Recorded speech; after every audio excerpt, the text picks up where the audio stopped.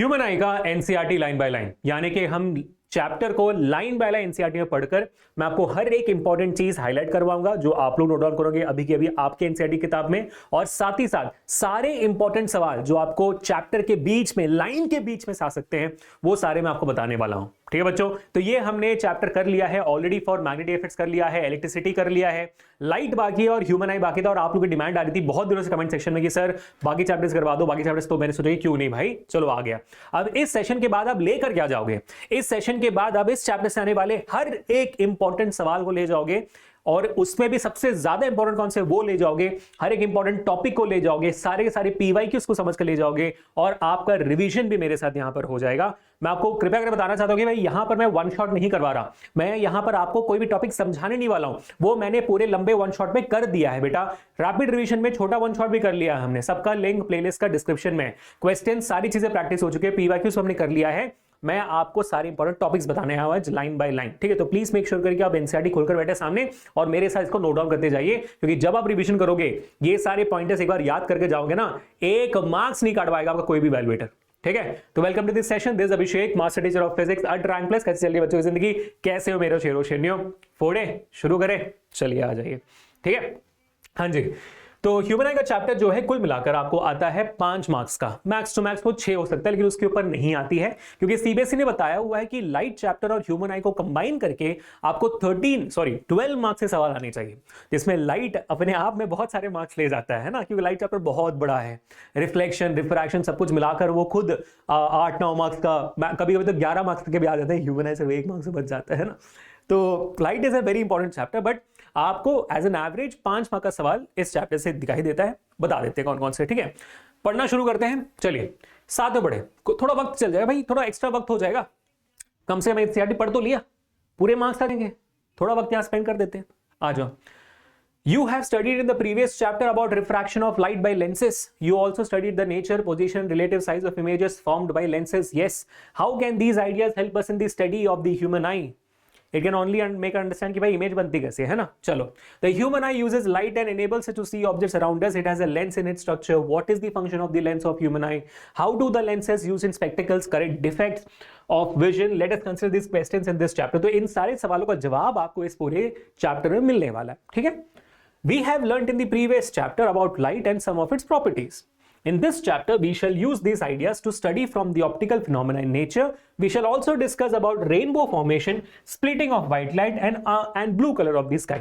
ये सारे इंफॉर्मेशन भी हम पढ़ने वाले इस पूरे चैप्टर में, और ये जो अभी हमने इतनी देर देखा ये बस इंट्रोडक्शन था।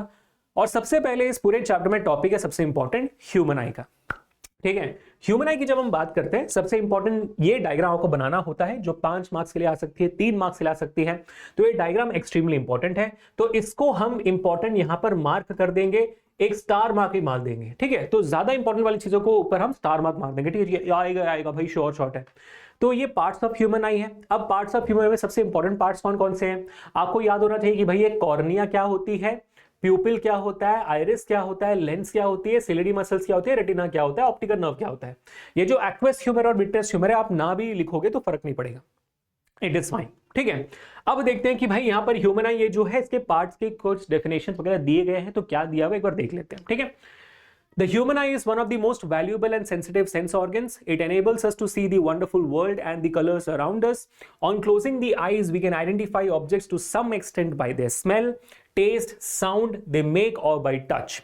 It is, however, impossible to identify colors while closing the eyes. Thus, of all the sense organs, the human eye is the most significant one as it enables us to see the beautiful, colorful world around us. ठीक है, मतलब basically हमारी आंखें बहुत important है, क्योंकि वही हमें दुनिया दिखाती है जो इतनी कलरफुल है। ठीक है, the human I is like a camera, it's lens system forms an image on a light sensitive screen called the retina. ठीक है, तो भाई रेटिना का भी डेफिनेशन बाद में आएगा, एक एक करके पढ़ के जाते हैं। Light enters the I through a thin membrane called the cornea. ठीक है, तो कॉर्निया क्या है, आपके आंखों के सामने वाला थिन मेम्ब्रेन है, वो यहां पर लिखा हुआ है। ठीक है, It forms the transparent bulge on the front surface of the eyeball. The eyeball is approximately spherical in shape with a diameter of about 2.3 centimetre. ये जो है इंफॉर्मेशन ये आपके लिए इंपॉर्टेंट है, क्योंकि एक सवाल आपको बोर्ड एग्जामिनेशन में आया हुआ है, identify the incorrect statement about the human आई। उसमें एक स्टेटमेंट लिखा हुआ था कि भाई diameter of the eyeball is 2.3 centimetre. तो लोगों को लगा कि भाई ये जो स्टेटमेंट है वो गलत है, बट एक्चुअल में कोई और ऑप्शन था जो गलत था। जब तक आपने स्टेटमेंट नहीं पढ़ा हुआ आपको नहीं पता होगा कि एनसीईआरटी में इनफैक्ट दिया हुआ है कि हमारे आंखों का जो साइज है वो 2.3 सेंटीमीटर है।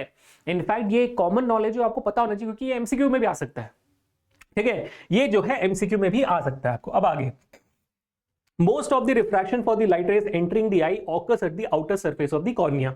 अब ये है एक इंपॉर्टेंट पॉइंट जो आपको नोट डाउन कर लेना है बच्चा, कि कॉर्निया क्या करती है, व्हाट डज कॉर्निया डू। ठीक है, तो ये मैं सबसे इंपॉर्टेंट क्वेश्चन नंबर 1 करके मार्क करूंगा कि what is the function of cornea. और पूछा जाता है कि भाई सबसे ज्यादा रिफ्रैक्शन कहां होती है आपकी आंखों में, तो बहुत सारे लोग लेंस लिख कर आते हैं, लेकिन जवाब इसका होता है कॉर्निया। कॉर्निया में सबसे ज्यादा रिफ्रैक्शन होती है, क्योंकि लाइट आपके कॉर्निया के बाद ही लेंस तक पहुंचती है। तो कॉर्निया पे 95% रिफ्रैक्शन हो जाती है, लेंस सिर्फ आपके उस लाइट को फोकस करता है रेटिना पे। ठीक है, चलो आगे बढ़ते हैं। आगे, the crystalline lens merely provides the finer adjustment of focal length required to focus objects at different distance on the retina। देखा, वही जो मैंने बोला वही यहां पे लिखा हुआ है। We find a structure called iris behind the cornea. Iris is a dark muscular diaphragm that controls the size of the pupil। देख रहे हो, देखो अब ये आती है कंट्रोवर्सी वाली बात। ये है क्वेश्चन नंबर 2। ठीक है, कि आइरिस क्या करती है। Iris it's a dark muscular diaphragm that controls the size of the pupil. और प्यूपिल बदले में क्या करेगी, the pupil regulates and controls the amount of light entering into the eye, है ना, एंटरिंग द आई। समझ में आ गई बात? ओके, अब आप मुझसे आर्ग्यू करोगे तो सर प्यूपिल कंट्रोल करती है ना अमाउंट ऑफ लाइट? नहीं, आइरिस करती है। क्यों? क्योंकि आइरिस प्यूपिल को कंट्रोल करती है। देख रहे हो, आइरिस प्यूपिल को कंट्रोल करती है, क्योंकि प्यूपिल क्या है भाई, ये आपका मान लो ये आपका आइरिस है, आइरिस के सेंटर में एक छेद है, वो है प्यूपिल। आपका घर का दरवाजा है, घर के अंदर कौन आएगा बाहर जाएगा, कौन कंट्रोल करता है? दरवाजा कंट्रोल करता है कि आप कंट्रोल करते हो? क्योंकि आप दरवाजे को कंट्रोल करते हो, है कि नहीं? तो आप दरवाजा खोलोगे तो जो आएगा वो आएगा, आप बंद कर दोगे तो भाई नहीं होगा। दरवाजा अपने आप में, और या दरवाजा खोलते वक्त जो भाई वो होल बनती है वो कंट्रोल करता है? नहीं। The amount of light entering into the I is controlled by the iris through the प्यूपिल, क्योंकि प्यूपिल वो दरवाजा है जिससे रोशनी अंदर आएगी। समझ गए बात? ठीक है, बहुत इंपॉर्टेंट। लेकिन हाँ, ऑप्शंस में अगर एनसीईआरटी के मतलब में समझोगे और ऑप्शंस में अगर आपको रेटिना, आपको आइरिस और प्यूपिल दोनों दिया जाए तो वो पॉसिबल नहीं दिया जाएगा आपको, प्यूपिल या तो आइरिस दिया जाएगा, उनमें से कोई एक चीज कर लेना। और अगर सब्जेक्टिव सवाल आते हैं तो उसमें लिखना the regulate the eyes, the light entering into the eyes controlled by the iris with the help of प्यूपिल, ये जरूर लिखना। ठीक है, चलो अब आगे बढ़ते हैं। The eye lens forms an inverted real image of the object on the retina। हाँ, अब ये भी एक बहुत इंपॉर्टेंट सवाल है बच्चों, इसको आप नोट डाउन करोगे। क्वेश्चन नंबर 3 में आज आप नोट डाउन कर लीजिए कि भाई साहब आपका इमेज रेटिना पे बनता कैसा है। वो रियल एंड इन्वर्टेड ही बनेगा। क्यों? क्योंकि लेंस आपका कॉन्वेक्स है और कॉन्वेक्स हमेशा रियल इन्वर्टेड इमेज बनाती है। ठीक है, the retina is a delicate membrane having enormous number of light sensitive cells. The light sensitive cells get activated upon illumination and generate electrical signals. These signals are sent to the brain via the optic nerves. The brain interprets these signals and finally processes the information so that we perceive objects as they are. तो ये जो process अभी आपने देखा, this is the entire process of formation of image on our retina or the formation of image in front of our eyes. ये सवाल भी आपको आ सकता है, बट ठीक है, हम इसको इतना इंपॉर्टेंस नहीं देंगे, हम यहीं पे रोक देते हैं। ठीक है बेटा, चलो अब आगे बढ़ते हैं। यहां पर एक क्वेश्चन नंबर 4 लिख देंगे, क्योंकि क्वेश्चन नंबर 4 आपको आता है कि व्हाट इज रेटिना।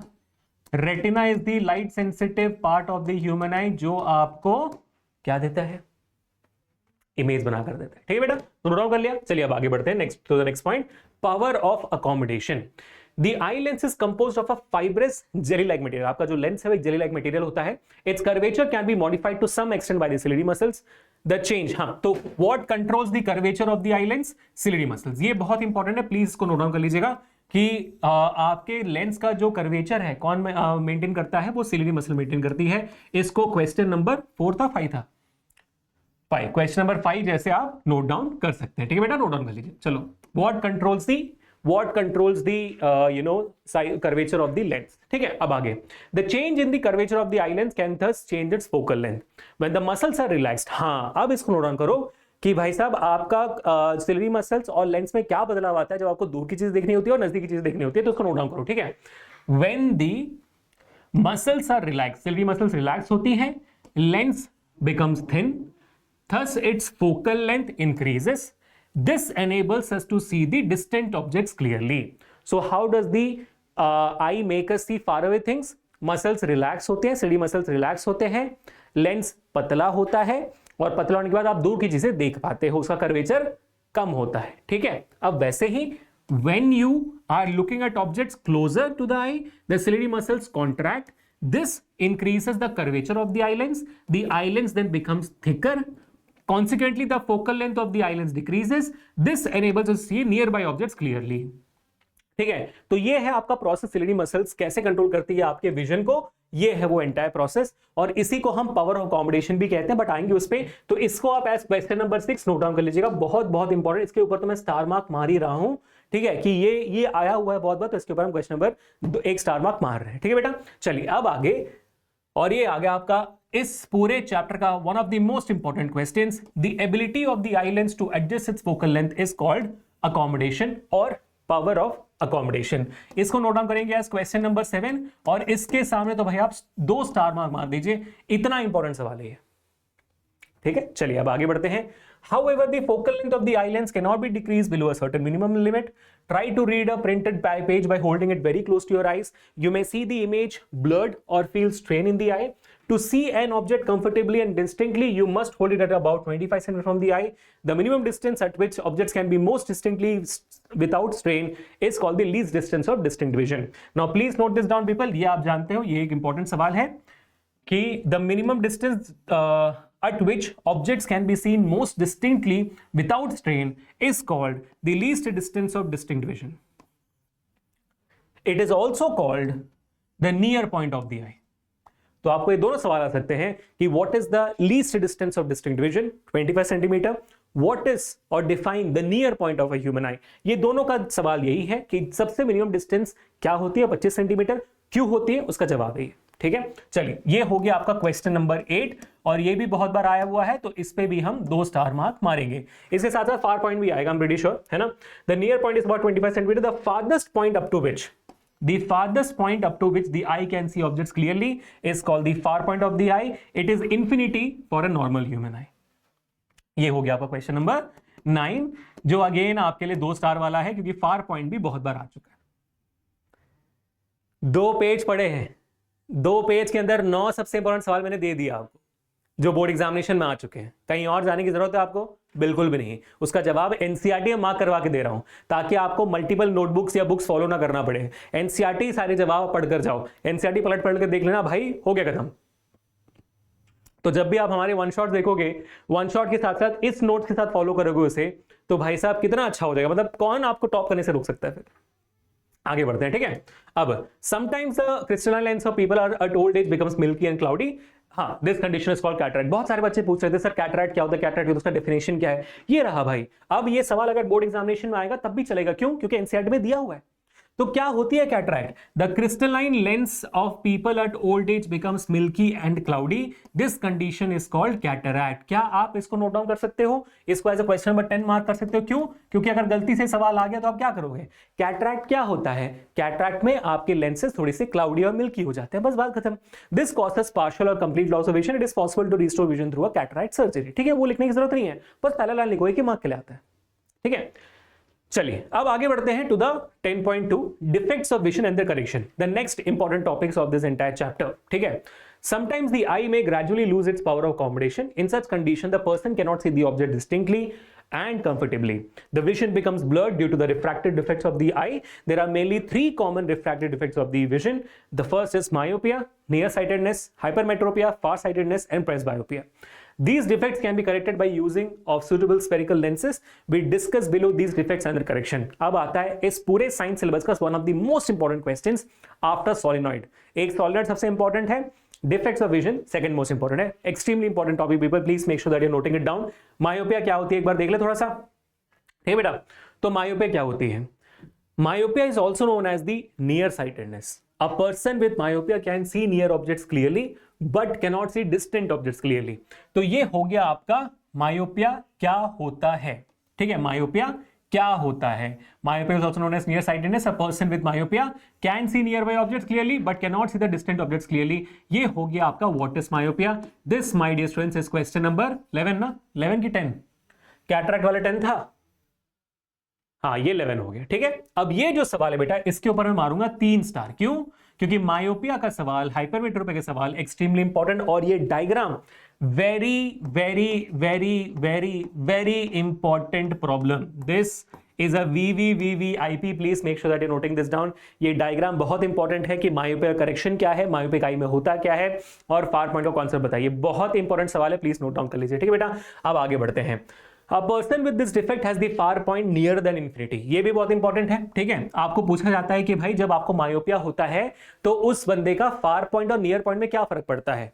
भाई नियर पॉइंट में तो मायोपिया में कोई इफेक्ट नहीं होगा क्योंकि आपको दूर का नहीं दिख रहा है, नजदीक तो अच्छे से दिख रही है, तो नियर पॉइंट 25 सेंटीमीटर ही होता है. लेकिन फार पॉइंट इन्फिनिटी नहीं, उससे पहले हो जाती है. तो ये बहुत इंपॉर्टेंट सवाल है, इसको मैं अलग तरीके से नोट करा रहा हूं आपको, प्लीज नोट इट डाउन. और जहां जहां पर मैं अलग नोट करा रहा हूं उसमें वहां पे अलग ब्रैकेट भी डाल रहा हूं. क्वेश्चन नंबर 12 जैसे आप नोट डाउन करिएगा, ठीक है बेटा.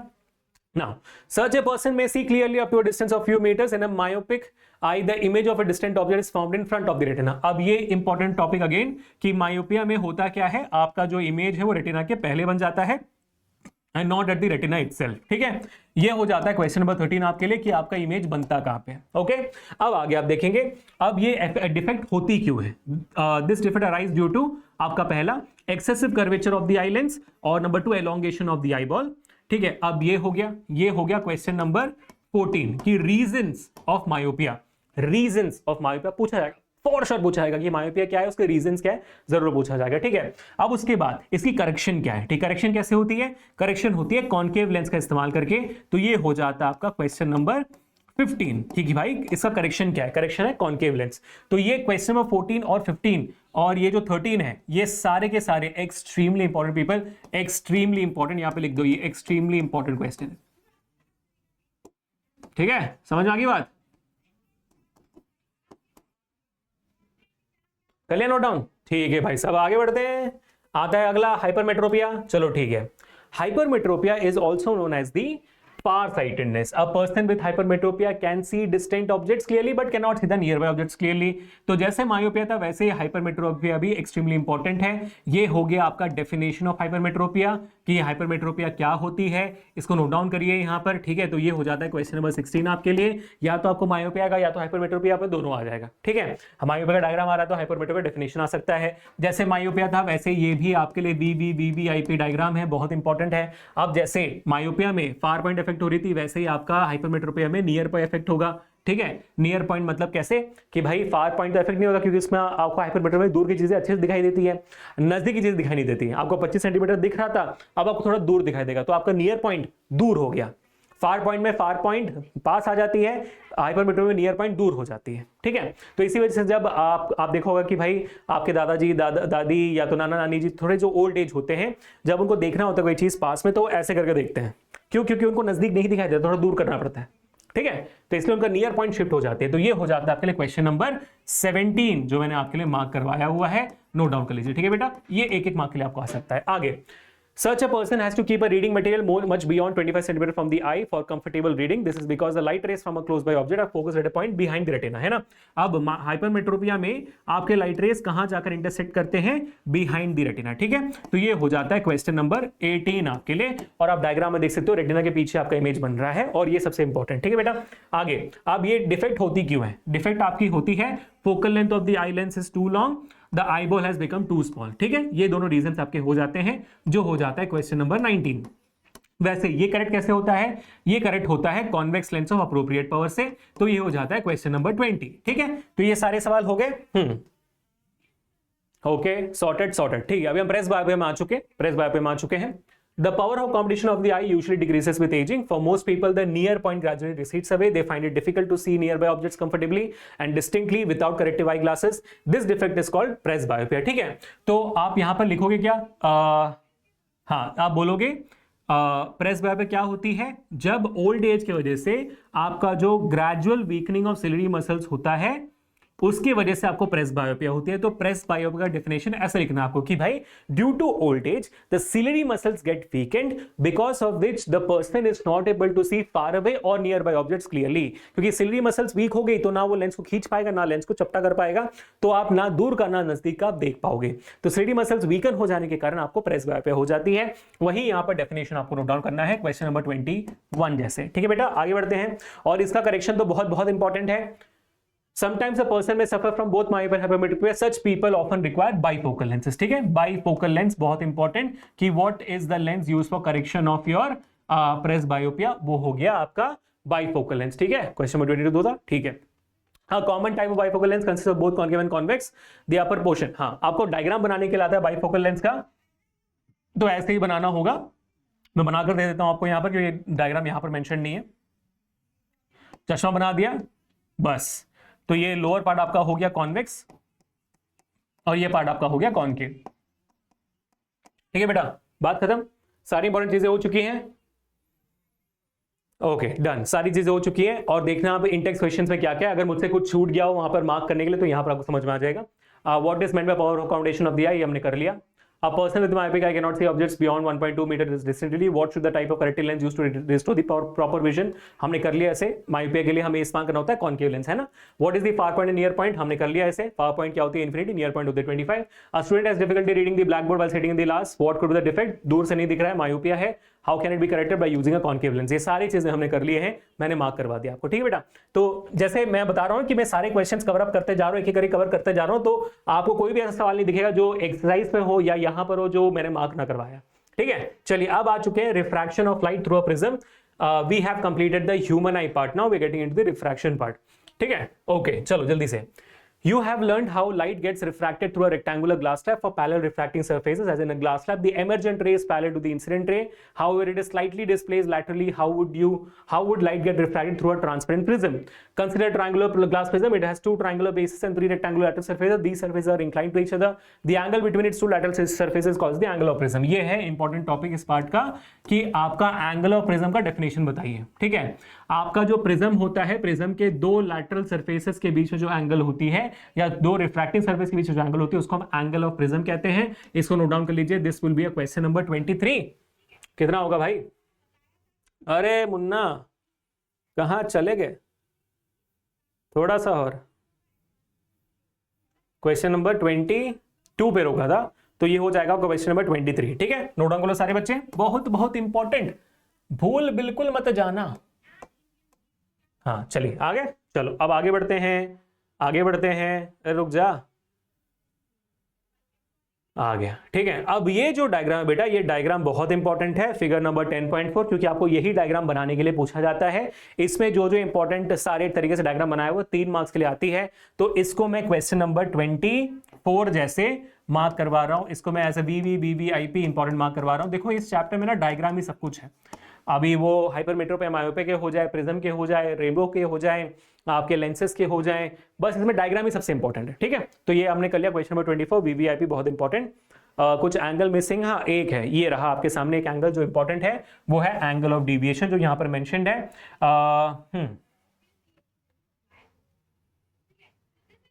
ठीक है, ओके, एग्जैक्ट यहां पर definition angle of prism, angle of deviation दिख नहीं रही मुझे। ठीक है, तो आप इसको ऐसे लिख देना कि एंगल डी क्या होती है। ठीक है, ये आपकी एंगल डी है यहां पर, तो आप यहां पर क्या लिखोगे? Angle between the incident ray and the emergent रे, ऐसे लिख दो आप। ठीक है, the angle between the incident ray and the emergent रे, उसको हम एंगल ऑफ डिविएशन कहते हैं। जब एक लाइट प्रिज्म के थ्रू पास होती है तो इंसिडेंट रे और एमर्जेंट रे के बीच में जो एंगल बनता है उसे हम एंगल ऑफ डिविएशन कहते हैं। ऐसे नोट डाउन कर लीजिए ताकि आपके भाई कोई भी मार्क्स नहीं कटे इसमें। ठीक है, चलो ये मिल गया यहाँ पर, क्योंकि एंगल ऑफ डिविएशन का सही डेफिनेशन यहाँ पे मेंशन है नहीं, इसलिए मैंने आपको वहां पे अलग से लिखा दिया। ठीक है, चलिए फिर भी मैं यहाँ पर एक लाइन मार देता हूँ ताकि यू नो दैट हमने इसको कवर किया हुआ है। Okay, dispersion of white light पे आ चुके हैं। डिस्पर्शन में हमें कोई टेंशन नहीं लेना है। ओके सीधा यहाँ पर डिस्पर्शन क्या होता है उसका डायग्राम यहाँ पर आ गया। डायग्राम अगेन बहुत इंपॉर्टेंट, डिस्पर्शन का डायग्राम एक्सट्रीमली इंपॉर्टेंट है बेटा। क्वेश्चन नंबर 24 पे हमने वहां पे रोका हुआ है, यहाँ पर देखना, the prism has probably split the incident white colours into a band of colours, note the colors that appear at the two ends of the color band. What is the sequence of colors that you see on the screen? The various colors seen are violet, indigo, blue, green, yellow, orange, red. As shown in the figure, the acronym is VIBGYOR, will help you to remember the sequence of colors. The band of the colored components of light beam is called as spectrum, है ना। तो ये बहुत important है कि spectrum क्या होती है, जो ये बैंड की कलर बना रही है उसको हम स्पेक्ट्रम कहते हैं। इतना इंपॉर्टेंट नहीं है बट फिर भी हम यहाँ पर मार्क कर देंगे एज क्वेश्चन नंबर 25। ठीक है, आगे you might not be able to see all the colours separately, हाँ ठीक है कोई बात नहीं। अब the splitting of white light, ये देख लो यहाँ पर question number 27, question number 26, extremely important question, it has come so many times in board examination, क्या बताऊं मैं, ठीक है। क्वेश्चन नंबर 26, तो इसके सामने मैं 3 स्टार लगाऊंगा, क्यों, क्योंकि इस साल भी ये सवाल पूछी जाएगी विद डायग्राम, ठीक है, कि डिस्पर्शन क्या होता है, the splitting of light into its component colours is called as dispersion. आगे हाँ, अब ये जो डायग्राम है इसको हम कहते हैं recombination of white light experiment, और ये इसका डायग्राम बनाने के लिए आपको एग्जामिनेशन में पूछा जाता है। So this becomes again question number 27 and I still put 1 star on it, क्योंकि भाई ये बहुत बार पूछा गया कि रिकॉम्बिनेशन ऑफ लाइट एक्सपेरिमेंट का डायग्राम बनाकर दिखाइए, वो ये रहा, ठीक है। ओके हाँ, different colours that see, okay यहां पर बताया गया है different colors of light bend through different angles with respect to the incident ray as they pass through a prism. The red light bends the least while the violet color bends the most. Thus the rays of each color emerge differently. लेकिन यहाँ पर reason नहीं बताया गया है ना कि dispersion क्यों होती है, नहीं बताया हुआ है, ठीक है। ओके ठीक है, सीधा रेनबो फॉर्मेशन में आ गया है, ठीक है कोई बात नहीं। आप हमारे वन शॉट को देख लेना ताकि वो पार्ट वहां पे कंप्लीट हो जाए, ठीक है। रेनबो फॉर्मेशन पे आते हैं। of sunlight by tiny water droplets are present in the atmosphere. Rainbow is always found in the direction opposite to that of sun. ये इंपॉर्टेंट लिखो भाई, कंडीशंस यहाँ पर मेंशन किया हुआ है हाँ कि रेनबो फॉर्मेशन कैसे होती है, ठीक है। तो यहाँ पर देखना ध्यान से, it is caused by dispersion of sunlight bye tiny water droplets present in the atmosphere. A rainbow is always formed in a direction opposite to that of the sun. The water droplets act like small prisms. They refract and disperse the incident light sunlight, then reflect it internally and finally refracted again when it comes out of the raindrop. बस यहाँ पर इतना ही लिखोगे, 3 marks का आता है, 2 से 3 marks का, उससे ज्यादा नहीं। So no need to do it, you know, कुछ एक्स्ट्रा करने की जरूरत नहीं। क्वेश्चन नंबर 28 होगा ना ये, क्वेश्चन नंबर 27 क्या था ऊपर, क्वेश्चन नंबर 26 क्या था यहाँ पर, ठीक है। क्वेश्चन नंबर 27 इसको मार्क कर दीजिए। आजा कहाँ जा रहा है भाई, क्वेश्चन नंबर 27, ठीक है। ओके, रेनबो फॉर्मेशन डायग्राम भी वही बनाना, उससे ज्यादा कुछ और मत बनाना। When you look at the sky through a waterfall or through a water fountain with the sun behind you, नहीं चलता है। ओके, बहुत सारे बच्चे पूछ रहे थे कि सर इंटरनल रिफ्लेक्शन लिखना है कि टोटल इंटरनल रिफ्लेक्शन लिखना है। आप यहाँ पर देखना, यहाँ पर क्लियरली मेंशन किया हुआ है इंटरनल रिफ्लेक्शन। एनसीईआरटी में अभी इंटरनल रिफ्लेक्शन मेंशन किया हुआ है, तो आप इंटरनल रिफ्लेक्शन ही लिखोगे, कोई इशू नहीं है। अब बारी आती है एटमॉस्फेरिक रिफ्रैक्शन की। बहुत सारे बच्चे बोल रहे थे कि सर एटमॉस्फेरिक रिफ्रैक्शन सिलेबस से बाहर है, बिल्कुल नहीं है, बिल्कुल आपके सिलेबस में, गलती से भी इस अफवाह में मत फंस जाना, ठीक है। You might have observe the apparent rainbow wavering और flickering object seen through the radiator and is reflected slightly, okay on a small scale environment the twinkling of such similar phenomena, ठीक है।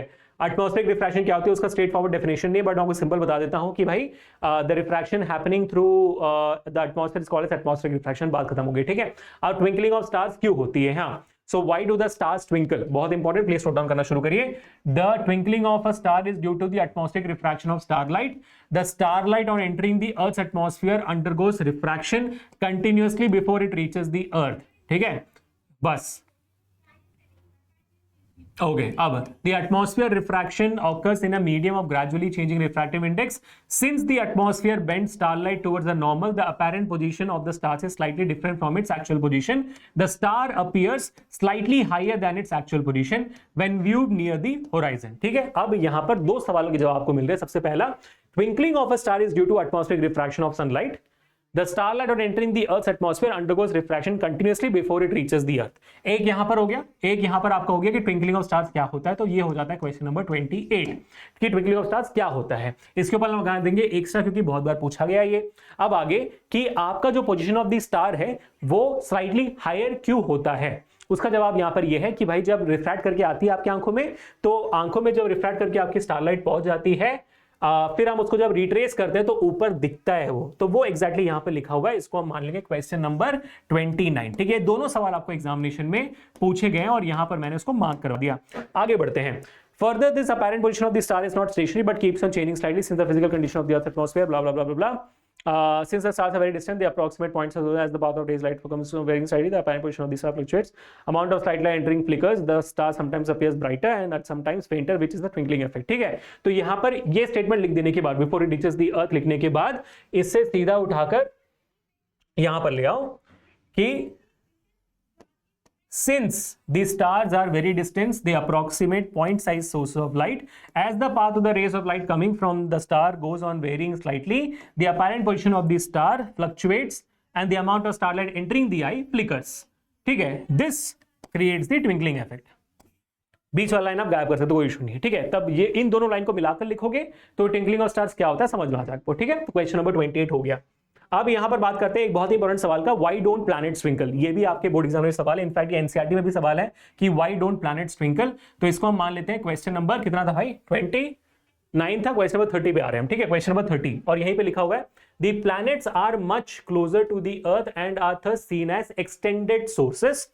If we consider a planet as a collection of a large number of point-sized sources of light, the total variation in the amount of light entering our eye from all the individual point-sized sources will average out to 0, thereby nullifying the twinkling effect. ये है आपका 2 mark का जवाब जो आपको इसमें लिखना है कि why don't the planets twinkle.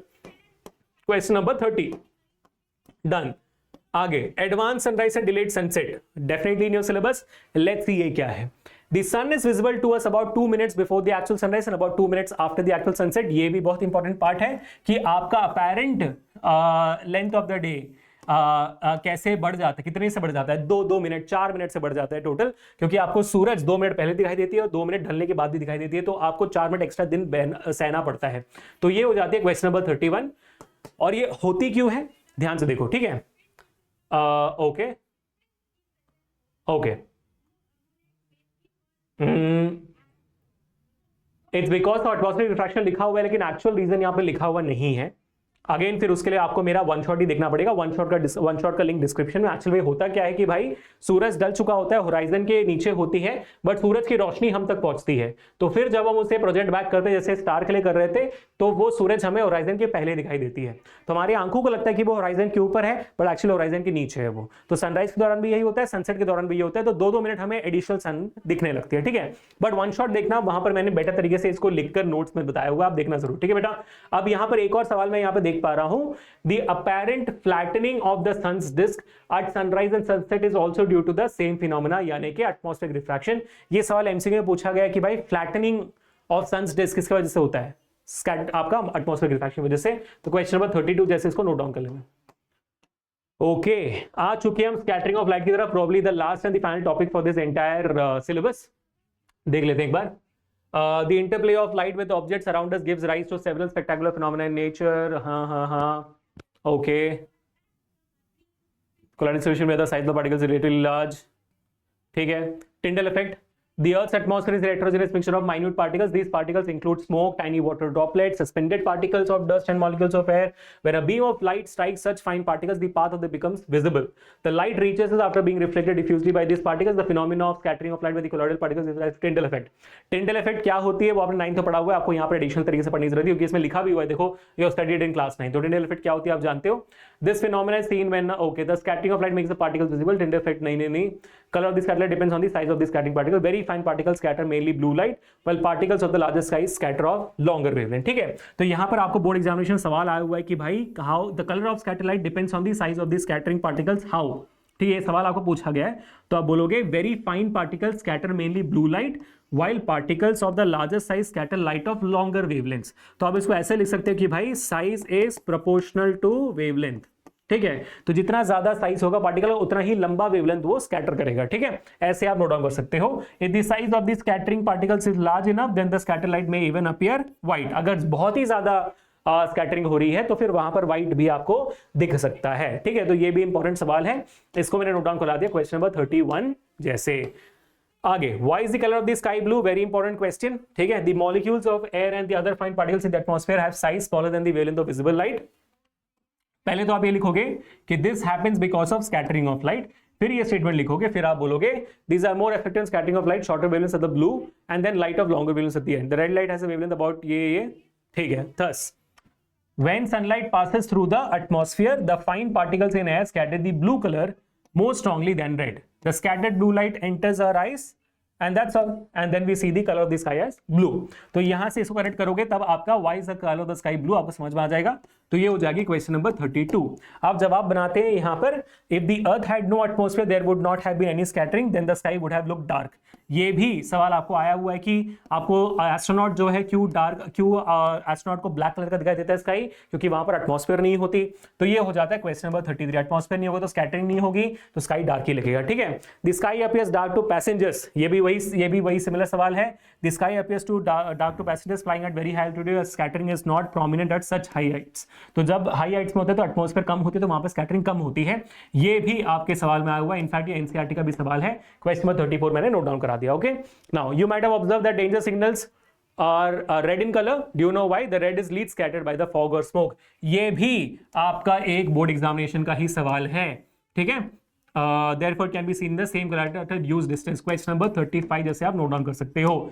इसी के साथ बच्चों I can see your entire portion is completed. ठीक है, अब मैंने एक सेपरेट सेशन किया हुआ है जहां पर मैंने चैप्टर बाय चैप्टर आपको पीडीएफ दिखा के सारे एक्सरसाइज में से सबसे इंपॉर्टेंट सवालों को नोट डाउन करवाया हुआ है, पूरे फिजिक्स का, उसको नोट डाउन कर लेना। तो इसी के साथ बच्चों आपका ह्यूमन आई का एनसीईआरटी कंप्लीटेड है। क्वेश्चन 35 क्वेश्चंस मैंने आपको निकाल कर बताए हैं जो इस पूरे चैप्टर से आ सकता है। इसके बाहर एक सवाल आपको नहीं आएगा, एक भी सवाल आपको इसके बाहर नहीं आ सकता। इनफैक्ट इसके बाद अगर आप देखोगे आपका ये पूरा का पूरा एक्सरसाइज, सारे सवाल मैंने वहां पर नोट डाउन करवा दिया आपको, एक सवाल बाहर का नहीं हो सकता बस। ठीक है बच्चों, तो I hope you always as usually enjoyed this session. और अगर आपको लाइट का भी चाहिए ऐसा ही session line by line, do let me in the comment section. अगर मान लो इस वीडियो के कमेंट्स में 24 आवर्स के अंदर 500 कमेंट्स आते हैं लाइट के लिए, तो बेटा डिमांड बना दिया आपने, तो भाई आपके लिए इसी हफ्ते आ जाएगा लाइट चैप्टर के लिए भी पूरा का पूरा मजेदार तरीके से आपका एनसीईआरटी लाइन बाय लाइन। ठीक है, अब मैं जाने से पहले बस आपको इतना कहना चाहता हूं, प्लीज मेक श्योर कि आप इसको देख रहे हो क्योंकि बहुत बड़ा सरप्राइज है आप लोगों के लिए।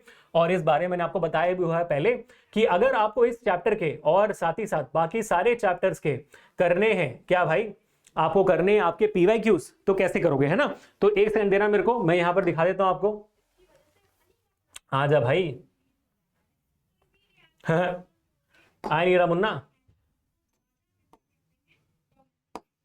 अरे भाई साहब बुड़बक, हाँ अब आया ना। एग्जिट कैसे करेंगे, यहां से कर ले, नहीं दिखा रहा, बुड़बक ही हो गया भाई साहब। हमारे पास भी रास्ते हैं कि नहीं। तो बच्चों मैं चाहता हूं कि आप सब लोग जल्दी से इस वीडियो को देखें, लाइक करें, शेयर करें, चैनल को सब्सक्राइब करें। और जल्दी से मैं कोशिश करता हूं कि भाई हमारा चैनल पे चले जाएं हम। और चैनल में जाते से आप देखोगे भाई किसी भी सेशन पे, मान लो कि आप इस सेशन में क्लिक कर रहे हो, जैसे हमारे सेशन के डिस्क्रिप्शन में चले जाइए, आपको मैंने दिया हुआ है योद्धा टेस्ट सीरीज, यहाँ पे क्लिक कर देना। अगर आप ऑलरेडी योद्धा हो तो चैनल के कमेंट्स में स्पैम करना शुरू कर दीजिए। ठीक है, ये कि सर मैं तो योद्धा हूँ ऑलरेडी, और आपका सिंबल डालना शुरू कर दो क्योंकि भाई ये आपके लिए है। बच्चों मैं आपको बताना चाहता हूं कि भाई साहब हमने क्रैश कोर्स लॉन्च कर दिया, योद्धा का क्रैश कोर्स, जिसका लिंक डिस्क्रिप्शन में, जैसे मैंने क्लिक किया था वैसे क्लिक करोगे आपके सामने आ जाएगा। अब योद्धा क्रैश कोर्स में आपको physics, chemistry, mathematics, biology, SST, इन सारे सब्जेक्ट्स के लाइव क्लासेस हो रही है हमारे साथ।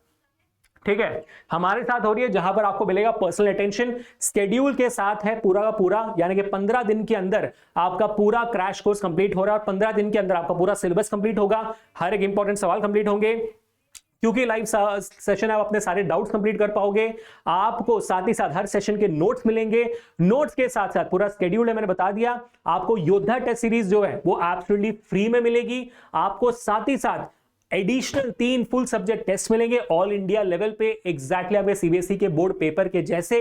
आपको 30 क्वेश्चंस मिलेंगे chapter by chapter S assignment, उसमें भी पीवाईक्यू से बहुत सारे इंपॉर्टेंट सवाल होंगे along with solutions. 2 personal mentorship sessions मिलेंगे आपको, यानी कि आप हम में से किसी भी टीचर्स के 2 सेशन लगा सकते हो, अलग अलग टीचर भी लगा सकते हो for personal tuition, personal mentorship, जहां पर हम और आप अकेले बैठकर बात कर पाएंगे, है ना, इंडिविजुअल लेवल पे आमने सामने बैठकर बात कर पाएंगे, वो आप बुक कर सकते हो। तो इतनी सारी चीजें आपको सिर्फ और सिर्फ 999 रुपए में मिलेगी, हमारा योद्धा क्रैश कोर्स। ठीक है, तो अगर आप योद्धा क्रैश कोर्स नहीं लिए हुए हो तो फिर क्या कर रहे हो भाई। अगर आपको टॉप करनी है या आपको इज्जतदार मार्क्स से पास होना है तो Yoddha crash course is the crash course you want to be a part of. ठीक है, अगर मान लो आपका है कि सर योद्धा क्रैश कोर्स नहीं चाहिए, मुझे सिर्फ टेस्ट सीरीज चाहिए, तो टेस्ट सीरीज का भाई लिंक डिस्क्रिप्शन में, आप जगह योद्धा टेस्ट सीरीज ले सकते हो जो सिर्फ 49 रुपीज का है। इसमें आपको 800 सवाल मिल जाएंगे, सारे सब्जेक्ट के 100 सवाल with CBSE most important questions and your 15 years past CBSE PYQs and most expected questions from all relevant reference books and hand-built questions from our end। तो ये सिर्फ 49 रुपीज का, लेकिन ये आपको फ्री मिल जाएगा अगर आप कहते हो कि आपको योद्धा क्रैश कोर्स चाहिए with all the rest of the features and live sessions from us. तो don't miss it out, link is the description. फोर कराओ बच्चों। That's all for today, thank you so much for watching this video.